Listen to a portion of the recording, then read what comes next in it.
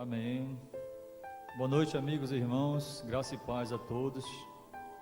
Nós somos a Igreja do Norte, para nós é um prazer estar com você mais uma vez aqui nessa noite, adentrando ao seu lar para pregarmos um pouco da palavra de Deus, dando continuidade a este culto, já louvamos ao Senhor, e agora nós vamos ouvir um pouco da palavra de Deus. Mas deixa eu me apresentar para você que ainda não me conhece. Eu me chamo Josivan, sou capelão ministerial, congrego aqui na Igreja do Norte, também faço parte do quadro de pregadores desta igreja, amém?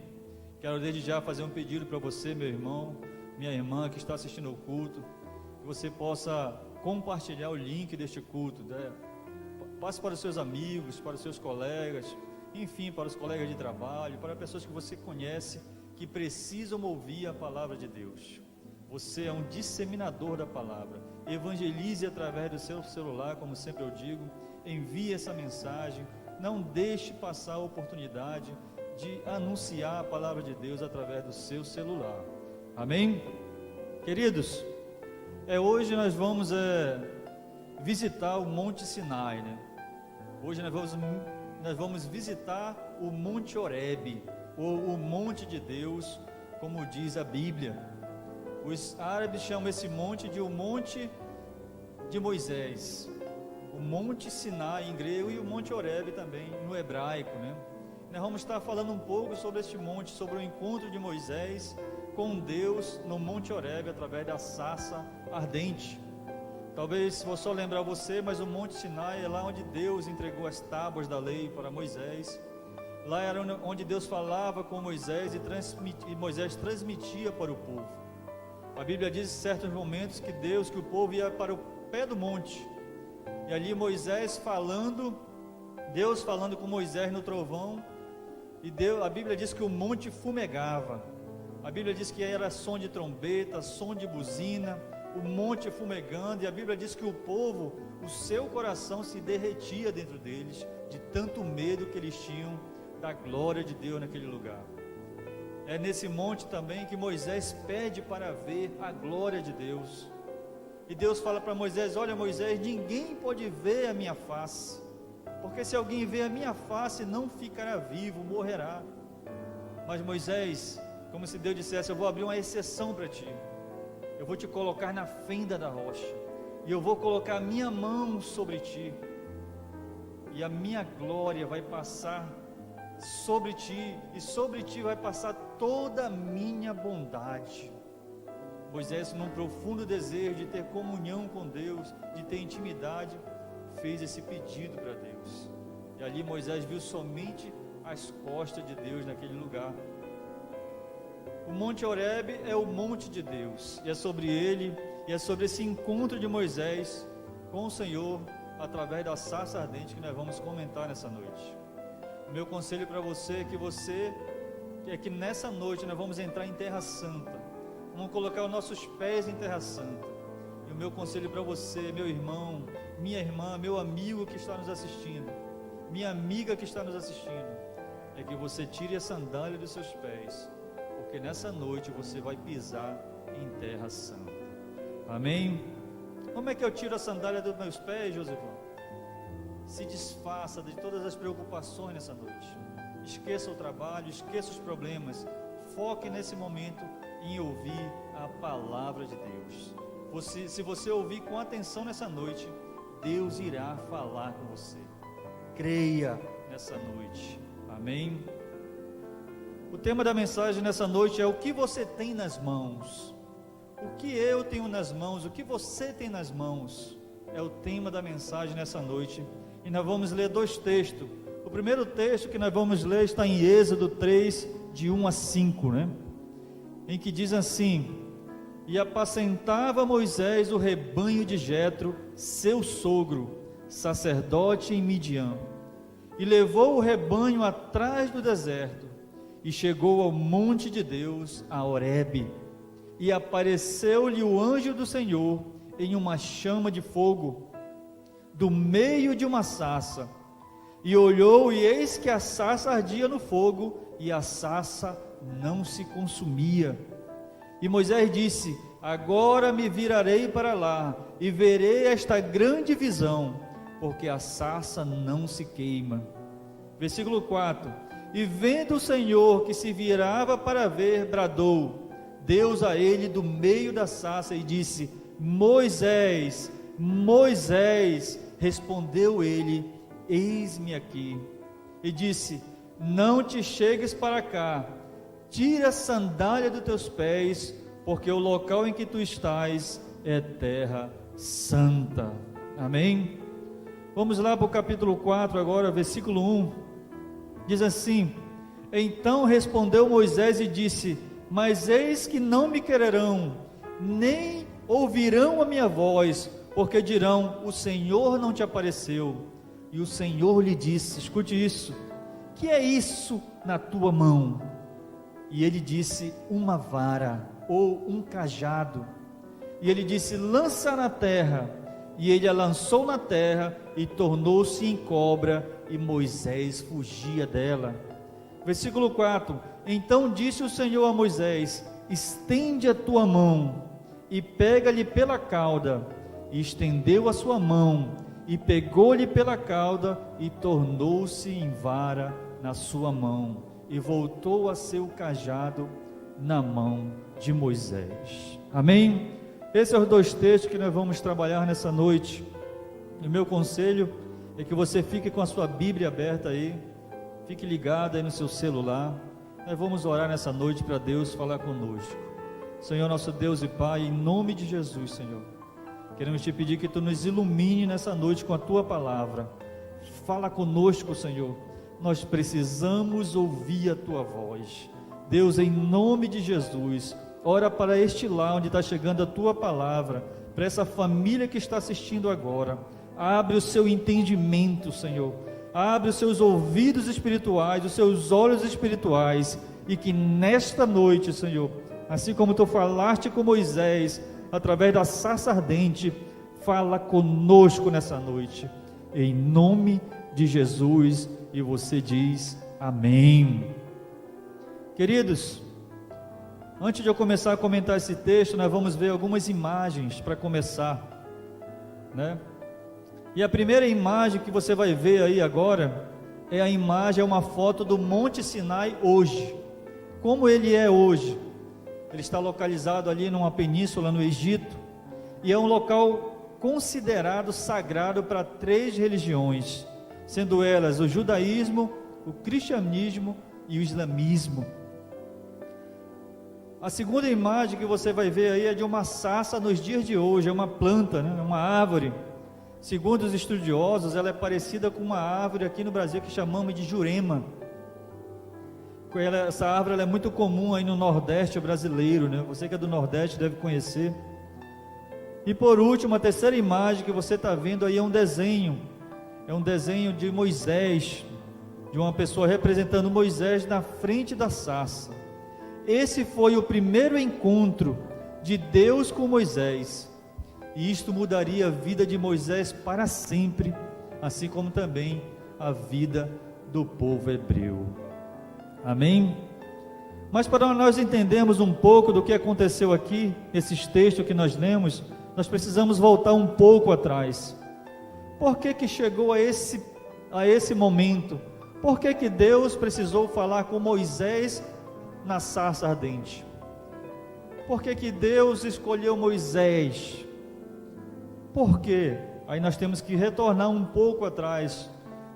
A Bíblia diz que no livro de Êxodo, iniciando o livro de Êxodo, a partir do capítulo 1, que isso aconteceu depois que toda aquela geração de José morreu. E a Bíblia diz que levantou-se um rei ou um faraó que não conhecia José. Nós nos lembramos de José, aquele que livrou o Egito da fome. Esse mesmo José, esse novo rei que surgiu, esse novo faraó, a Bíblia diz assim no texto, que ele não conhecera José. E o que aconteceu? Esse novo faraó teve uma ideia, ou teve um medo. Ele começou a acreditar que o povo hebreu iria se revoltar contra o Egito, porque ele ficou com medo que o povo estava se multiplicando.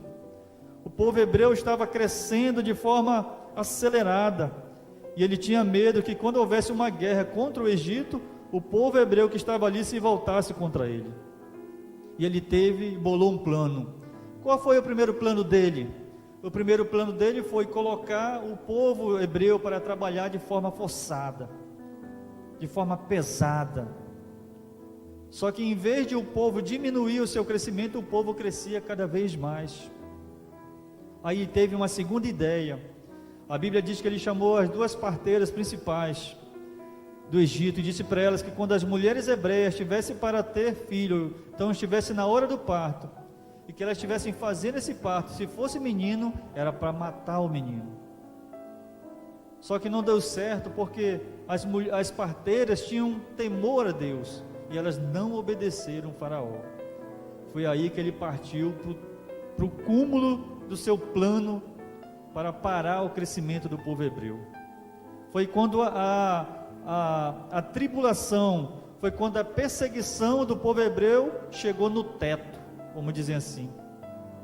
Ele deu uma ordem dizendo para o seu povo, o povo egípcio, que todo menino hebreu deveria ser jogado no Nilo. Irmãos, foi nesse contexto que nasceu Moisés. Foi nesse contexto que surgiu Moisés. A Bíblia diz que quando Moisés nasceu, ele era um menino formoso, e a sua mãe ainda tentou esconder ele por 3 meses. Depois ela colocou ele dentro de um cesto. Eu estou só lhe lembrando a história, que é para nós entendermos esse encontro de Moisés com o Senhor. E colocou ele dentro de um cesto com betume para que a água não vazasse, e colocou no rio Nilo. E o colocou no rio. E só que nesse dia em que ela colocou, Miriam ficou perto olhando seu irmão. Justamente a filha de Faraó com suas princesas desceram para se banhar no rio. E elas viram o cesto e foram lá buscar para a filha de Faraó, que ela pediu para ir buscar. E quando ela abriu, o menino estava lá dentro. E a Bíblia diz que ela se moveu de compaixão por ele. E ele chorava. Nessa, Miriam chegou e se ofereceu para procurar uma ama de leite para o menino, justamente a sua mãe. E ela aceitou e levou, o menino foi levado para a casa da sua própria mãe. E ali ele foi amamentado, e quando esteve grande, quando ele foi desmamado, ele retornou foi quando ele foi enviado para o palácio para ser criado pela filha de Faraó. E ali ele foi ensinado em todas as ciências egípcias, né? Todo o conhecimento que ele adquiriu ali. Só que a Bíblia conta que um dia ele saiu para andar e ver os seus irmãos, os hebreus, e ele viu que eles estavam sendo maltratados, e um deles estava sendo ferido. E o que ele fez? Ele tomou as dores e foi lá e matou o egípcio. Só que Faraó acabou descobrindo e começou a persegui-lo, e ele acabou fugindo para o deserto. Lá no deserto ele encontra ali num poço as filhas do sacerdote, né, o Jetro. Dali Jetro manda chamar ele, e ele acaba se tornando pastor de ovelhas do rebanho de Jetro, seu sogro. E aí nós chegamos aqui nesse texto, né? E eu quero trabalhar especificamente aqui no capítulo 4, versículo de 1 a 4, quando ele fala assim: então respondeu Moisés e disse: mas eis que não me crerão, nem ouvirão a minha voz, porque dirão: o Senhor não te apareceu. Moisés estava preocupado que o povo hebreu não reconhecesse ele, não acreditasse que Deus o tinha enviado. E o Senhor disse: que é isso na tua mão? Deus faz uma pergunta para ele, e ele disse: uma vara, ou um cajado. E Deus disse: lança na terra. E ele lançou na terra e tornou-se em cobra, e Moisés fugia da cobra. No versículo 4, então disse o Senhor a Moisés, eu estou repetindo o texto para você lembrar.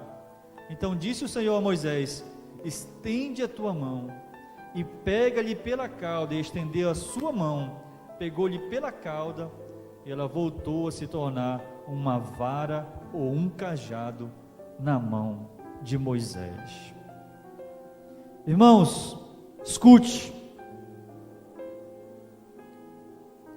Geralmente, quando nós vemos uma ferramenta na mão de um homem, ou de uma mulher, ou de uma pessoa, nós conseguimos identificar a sua profissão.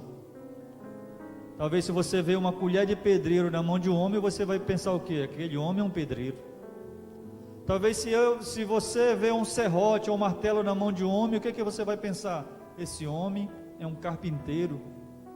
Ou talvez aqui os irmãos aqui da nossa igreja que trabalham na área médica, né? Se você vê um estetoscópio, né, no pescoço de alguém, você vai dizer o quê? Esse é um médico, ou é um enfermeiro, ou é um técnico de enfermagem. Porque pela ferramenta nós identificamos a função, na grande maioria das vezes. E que Moisés não é diferente. Moisés tinha um cajado na mão. E no versículo 2, Deus faz uma pergunta para ele: que é isso na tua mão? Deus faz uma pergunta para mim e para você nessa noite: que é isso na tua mão? O que Moisés tinha nas mãos? Moisés tinha um cajado. Moisés tinha uma vara. O cajado de Moisés. O que é isso na tua mão? E ele responde: um cajado. Está lá no versículo 2 que nós lemos.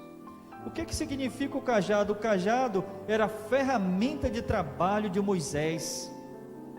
O cajado significava o seu sustento, o seu ganha-pão. Tem irmãos da nossa igreja que trabalham com Uber, o seu carro é a sua ferramenta de trabalho. Na empresa onde eu trabalhava fazendo relatórios, a minha ferramenta de trabalho era a minha caneta. Moisés, a sua ferramenta de trabalho era o seu cajado.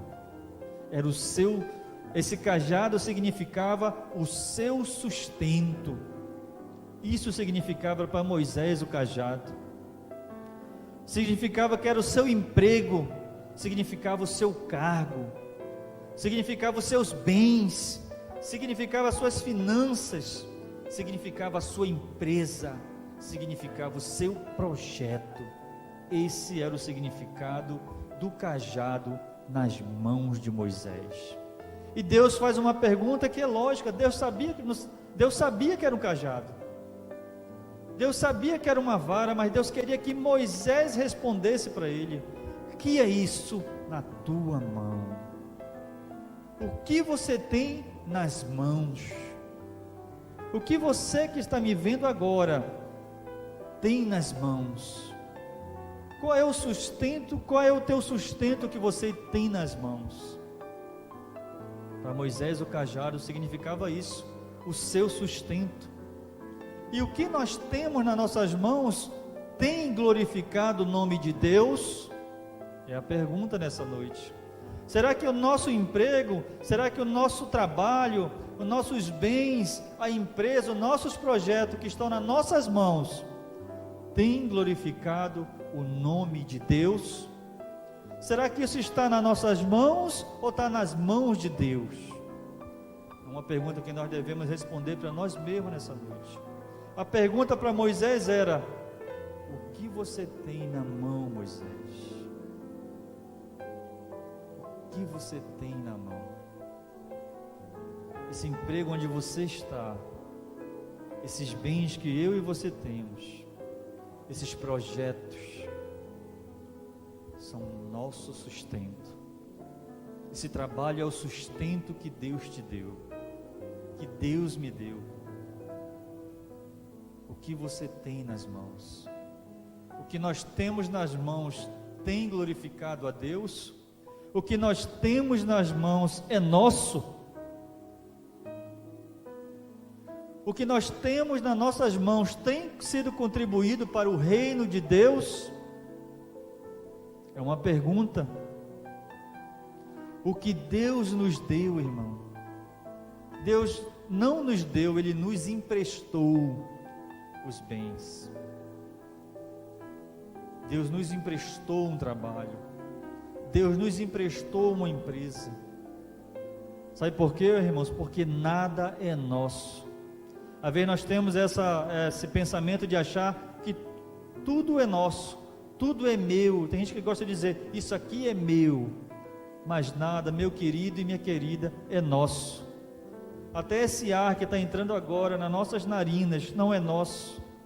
A Bíblia diz que o Senhor soprou nas nossas narinas o ar, e nós nos tornamos alma vivente. A Bíblia diz também em Salmo 24:1, do Senhor é a terra e tudo que nela existe. Esse seu trabalho, essa sua empresa, esses seus bens, esse seu empreendimento, esses seus projetos, os nossos projetos pertencem ao Senhor. Olha bem o texto, Salmo 24:1 de novo, do Senhor é a terra e tudo o que nela há. Nada é nosso. Somos chamados de dispenseiros de Deus ou mordomos. Estamos aqui somente tomando conta daquilo que é do Senhor. Quando passarmos a entender isso, que nós não somos dono de nada e que o Senhor é dono de tudo, nós vamos sofrer menos. Vamos nos apegar menos a coisas materiais, nos preocupar mais com o reino. Amém. A Bíblia diz no terceiro dia da criação, lá em Gênesis, Deus falou assim: encha-se a terra de vegetação, cubra-se a terra de vegetação, de planta e de árvores, e assim foi. O cajado é feito de quê? De madeira. Madeira vem da onde? Da árvore. Ou seja, o cajado não era de Moisés, estava apenas emprestado para ele. Nós precisamos entender nessa noite, irmãos. Deus faz uma pergunta: o que é isso na tua mão? O que é esse bem que tu tem? O que esse emprego significa? O que é esse projeto? Deus fala: lança na terra. Deus torna vivo aquilo que muitas vezes na nossa mão está morto. Amém, queridos? Segundo ponto, versículo 2, ele pergunta: que é isso na tua mão? E ele responde: um cajado ou uma vara. O cajado era o guia de suas atividades. Com o cajado Moisés orientava as ovelhas, conduzia as ovelhas, protegia as ovelhas, motivava as ovelhas, mudava a rota das ovelhas. O cajado significava, sabe o que, irmãos e irmãs? Significava a influência que Moisés tinha sobre as ovelhas. Significava a sua influência, a minha influência. Mateus 5,16, ele diz assim: assim resplandeça a luz de vocês diante dos homens, para que vejam as suas boas obras e glorifiquem o Pai de vocês que está no céu. Influência tem a ver com testemunho. Influência tem a ver com ética de comportamento, com comportamento, ética cristã. Quem eu estou influenciando com o meu comportamento de cristão? Qual é o nível de influência que eu e você temos no trabalho, na família, na sociedade? Como é que as pessoas nos veem como cristão? Quantas pessoas você, com a sua fé de cristão, conseguiu já influenciar para ir à casa de Deus? O cajado significava a influência de Moisés sobre as ovelhas, mudança de rota, de pensamento. Será que nós temos usado a nossa influência para a glória de Deus? Será que Deus tem sido glorificado com a minha influência, com a sua? Talvez, será que pessoas estejam ouvindo a palavra de Deus através da sua boca por causa do seu testemunho e do meu? A influência muda a rota, muda pensamentos. Tinha um rapaz que pregava comigo há muito tempo em pregações itinerantes, preguei muito ali na balsa do São Raimundo, e ele contava para mim, os irmãos também confirmavam isso, que quando ele chegava na empresa onde ele trabalhava, parecia que acordava a empresa. Ele trabalhava no supermercado. As pessoas ficavam acesas, ficavam felizes, quando ele entrava radiante, agradecendo a Deus, abraçando as pessoas, declarando bênção. As pessoas queriam ir na igreja por causa dele, porque ele usava a influência dele para glorificar o nome de Deus. Eu não sei se você já teve a oportunidade de assistir um filme chamado A Lista de Schindler. Se você ainda não assistiu, assista. Compre a pipoca, reúna a família e assista esse filme. Você vai se emocionar com a história real de um homem chamado Oskar Schindler, um alemão, que ele, com a sua fortuna que ele tinha, que ele era empresário, e com a sua influência dentro do partido nazista, ele salvou mais de 1.200 judeus. Ele abriu uma empresa só para comprar judeus que estavam já encaminhados para a morte, que já iam para o campo de concentração, que iam passar pela câmara de gás, iam ser fuzilados. Ele trocava por diamantes.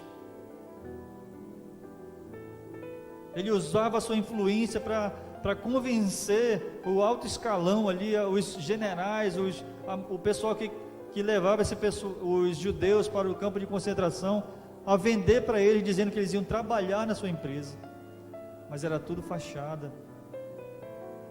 Ele queria salvar os judeus, e ele conseguiu salvar mais de 1.200 judeus com a sua influência. Quando ele morreu, os judeus levaram os ossos dele para sepultar, para enterrar lá em Israel, num cemitério. Na sua lápide, em sua sepultura em Israel, está escrito: o inesquecível Salvador de 1.200 judeus. Um homem que usou a sua influência para salvar pessoas, que usou a sua influência para fazer a diferença. Você sabe qual foi o maior pecado de Salomão? Eu vou lhe lembrar, que você sabe: idolatria. Ele foi reprovado por causa da idolatria dele, porque ele passou a adorar os deuses das mulheres dele, e isso era proibido. Ele, em vez de usar a sua influência de rei, em vez de usar a sua influência de autoridade para influenciar, para fazer com que o povo adorasse o Deus verdadeiro, fez com que o povo adorasse Deus estranho. E foi reprovado diante de Deus. O cajado de Moisés significava a influência dele. Como eu e você temos usado a nossa influência? Talvez tenha pessoas que admirem você, você deve ter alguma qualidade que as pessoas admirem. O que você tem feito com isso? Você tem aproveitado essa influência para pregar a palavra de Deus? Eu tenho aproveitado para pregar, para anunciar, para convidar.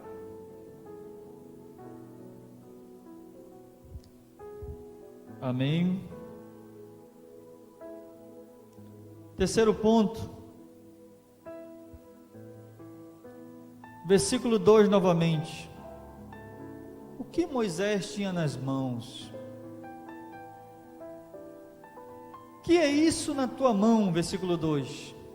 E ele disse: um cajado. Eu estou batendo no mesmo versículo, eu estou lendo o mesmo texto, e a terceira vez que eu leio ele, Deus pergunta: o que é isso na tua mão? Ele disse: um cajado. O cajado demonstrava que ele era pastor de ovelhas, cuidador de ovelhas. O cajado significava a identidade de Moisés, quem ele era, As pessoas olhavam para ele, viam aquele cajado, lá vai o pastor Moisés. Ele tinha uma identidade. E nós temos uma identidade? Qual é a nossa identidade no mundo espiritual? Como as pessoas nos conhecem? Será que as pessoas nos conhecem como cristãos exemplares? Qual é a minha identidade e a sua no mundo espiritual? O grande evangelista, o maior evangelista do século XX, chamado Billy Graham, sabe como ele era conhecido? Quando ele chegava, quando ele entrava, ele embarcava em aviões, era anunciado: Billy Graham, o pregador, está a bordo. Era assim que ele era conhecido, o pregador. Como é que nós somos conhecidos como cristãos? Tinha um rapaz numa empresa que eu trabalhei, que eles também professavam a fé, se dizia cristão, né? Eu não quero duvidar disso. Só que o testemunho dele era de quem não era um cristão. Ele se identificava como cristão, mas o procedimento dele era diferente. E uma vez ele achou de dar carona para um colega, né? E o colega entrou no carro e de repente parece que o joelho dele bateu ali onde fica guardado as coisas, né? Tipo um console ali, né? Uma gaveta dentro do carro. E quando ele bateu isso, abriu aquela portinha e caiu uma Bíblia lá de dentro. Uma Bíblia assim que parece que tinha pego uma chuva, que ela estava toda fofa, né? E o rapaz olhou para ele e disse assim: rapaz, tu é crente, é? Ele disse: sou. E o rapaz falou: vala-me Deus. Tipo assim, reprovando ele como cristão. Porque justamente por causa do testemunho dele. Porque a identidade dele dizia uma coisa, mas na prática ele era outra. Mas a Bíblia diz, irmãos, que o Senhor nos chamou, o Senhor nos deu uma identidade. Lá em 2 Crônicas 29, 11b diz assim. Esse aqui foi quando eu senti Deus me chamar nesse texto. Antes de eu entrar para o seminário, eu não tinha vontade de ir para o seminário. Eu passei 4 anos no seminário teológico. E um dia no meu trabalho, eu li esse texto que eu vou ler para você. E esse texto mexeu comigo, me balançou. Disse: eu quero isso para mim. Ele diz assim o texto, 2 Crônica 29, 11b: pois o Senhor vos escolheu para estardes diante dele, a fim de o servirde e serdes seus ministros. Isso está aí. Eu quero essa identidade. Eu quero ser pregador, ministro da palavra. Ainda estou aprendendo, reconheço. Mas qual é a sua identidade no mundo espiritual? Qual é a minha identidade no mundo espiritual? Como nós somos conhecidos? A Bíblia conta lá em Atos, 19, 13 a 17, que conta ali a história dos filhos de Seva, né? Eles eram exorcistas ambulantes. E eles estavam observando como é que Paulo fazia para expulsar demônio, né? E eles também foram copiar, colar, né? Vamos dizer assim. Eles chegaram com o endemoniado e disseram: olha, nós te repreendemos, te conjuramos no nome de Jesus que Paulo prega. É todo um fluxo, né? E o demoniado falou para ele: olha, eu conheço Jesus, eu conheço Paulo, e vós quem sois? Os espíritos, irmãos, o mundo espiritual nos conhece, sabe por onde andamos, sabe o que andamos fazendo quando estamos só. Não estou querendo dizer aqui que nós não vamos errar, mas se errar, meu irmão, se arrependa imediatamente. Porque o diabo, ele é acusador das nossas almas. Amém? E a Bíblia diz que o endemoniado se lançou sobre eles e deu uma surra neles, que eles saíram nu daquele lugar. Amém? Irmãos, o cajado nas mãos de Moisés era apenas um pedaço de madeira, mas nas mãos de Deus se tornou um instrumento poderoso, onde Deus fez aparecer maravilhas no Egito, e através do cajado de Moisés, Deus libertou o povo hebreu. Moisés viu coisas extraordinárias, quando ele disponibilizou o que ele tinha, a sua ferramenta, para Deus usar. O cajado na mão de Moisés não passava de uma madeira morta, mas nas mãos de Deus se tornou algo poderoso. O seu sustento nas mãos de Deus pode se tornar poderoso, meu irmão. A sua influência, a sua identidade e a minha nas mãos de Deus pode se tornar um instrumento de libertação, de prosperidade, de crescimento, mas ela precisa estar nas mãos de Deus.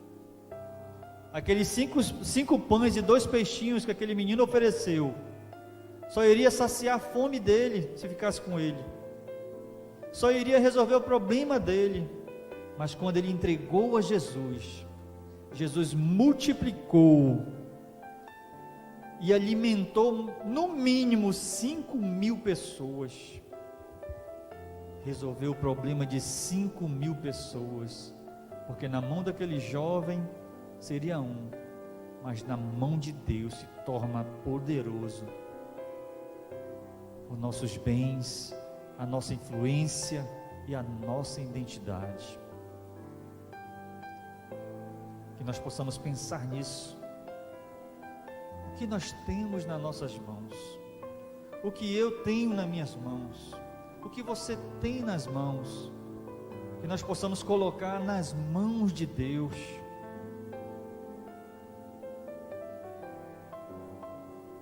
Talvez você, querido irmão, esteja achando, eu sempre digo que na obra de Deus sempre tem espaço para todos, para trabalharmos na obra, disponibilizarmos para a obra. Talvez você se ache muito novo para trabalhar na obra de Deus,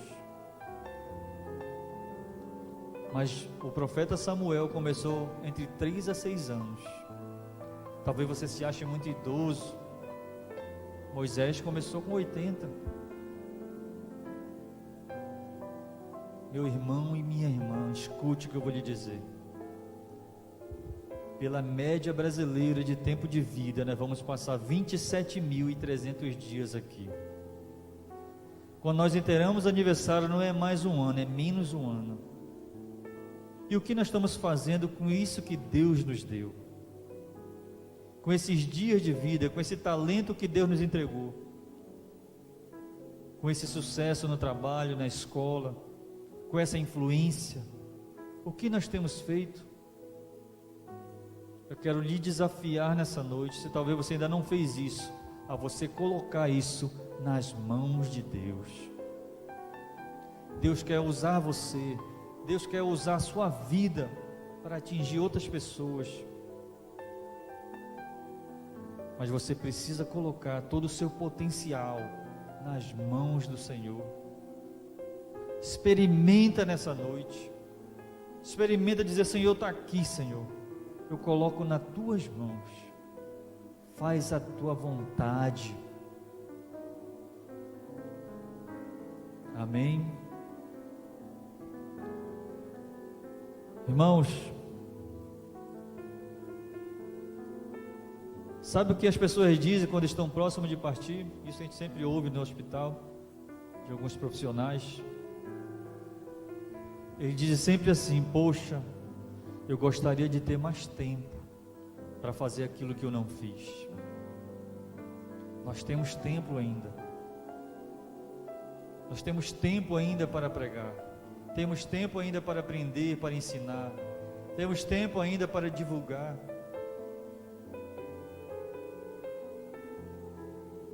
Amém? Nós vamos fazer uma oração, vamos ouvir um louvor.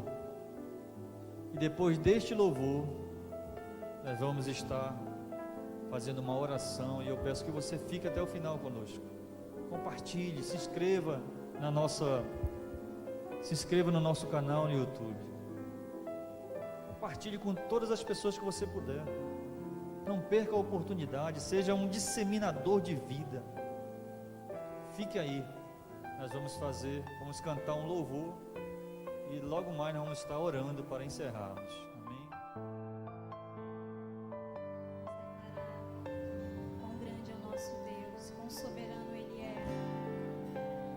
O nosso Deus é tremendo, Ele é único.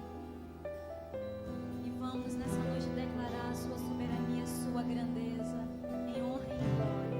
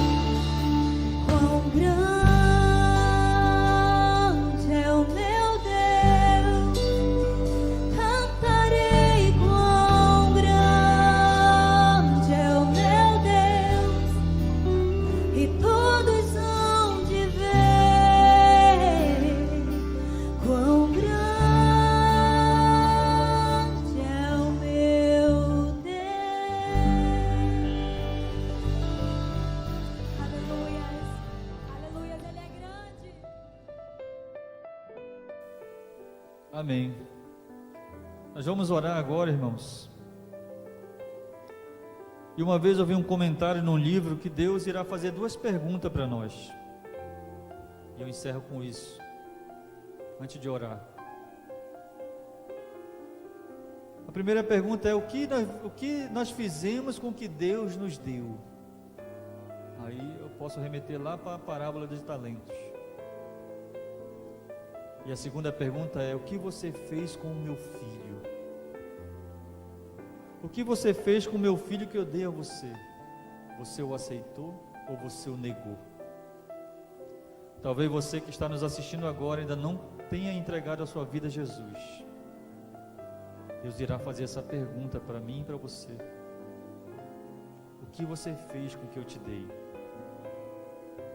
E o que você fez com o meu filho? Se você quiser nessa noite aceitar Jesus, faça essa oração conosco. Eu vou fazer a oração e você vai repetir comigo, e logo mais eu vou estar fazendo a oração final. Amém? Repita comigo: Senhor Jesus, nesta noite eu decido entregar o meu coração a Ti. Perdoa todos os meus pecados. Escreve o meu nome no livro da vida, porque nesta noite eu Te aceito como meu Senhor e Salvador. Muito obrigado, Senhor, por ter perdoado meus pecados, em nome de Jesus. Para você, querido irmão, vamos orar nessa noite. Coloque-se diante do Senhor agora e vamos orar. Senhor, nosso Deus e nosso Pai, se coloque à disposição do Senhor, meu irmão. Coloca o teu sustento à disposição de Deus. Coloca a tua influência à disposição de Deus. Coloca a tua identidade à disposição de Deus. Talvez não estava nas mãos do Senhor, mas o nosso Deus é o Deus da segunda oportunidade. Coloque diante do Senhor, traga ao altar isso. Diga: Senhor, está aqui, Senhor. Usa a minha vida. Eis-me aqui, como disse Isaías. Envia-me a mim. Vamos orar nessa noite. Senhor, nosso Deus e Pai, olha para os teus filhos, Senhor, e para as tuas filhas que estão neste momento, Senhor, orando, que estão apresentando a sua vida, que estão apresentando aquilo que Tu concedeu a elas, que estão apresentando a sua influência, seja no trabalho, seja em casa, seja na faculdade, seja na sociedade, que estão apresentando, meu Deus, a sua identidade, meu Deus, em nome de Jesus, Senhor. Assim como Tu potencializou a vida de Moisés, através do instrumento que Tu entregaste a ele, faz isso na vida desses irmãos, faz isso na minha vida. Deus, usa a nossa influência, Senhor, usa a nossa identidade, usa, meu Deus, aquilo que Tu nos deu como sustento para glorificar o Teu nome, porque somente assim a vida vai ter sentido para nós. Pai, no nome de Jesus, Senhor, abençoa nossos amigos visitantes, aquelas pessoas que estão nos assistindo pela primeira vez. Entra no seu lar, Senhor. Eu declaro que o Teu reino é chegado em cada lar onde essa palavra está chegando, essa imagem está entrando. Eu declaro a paz nesses lares, eu declaro salvação nesses lares, eu declaro prosperidade, eu declaro libertação em nome de Jesus. Pai, em nome de Jesus, Senhor, faz isso para a Tua glória, em nome de Jesus. E todos nós em casa vamos dizer amém. Que o Senhor te abençoe, meu irmão.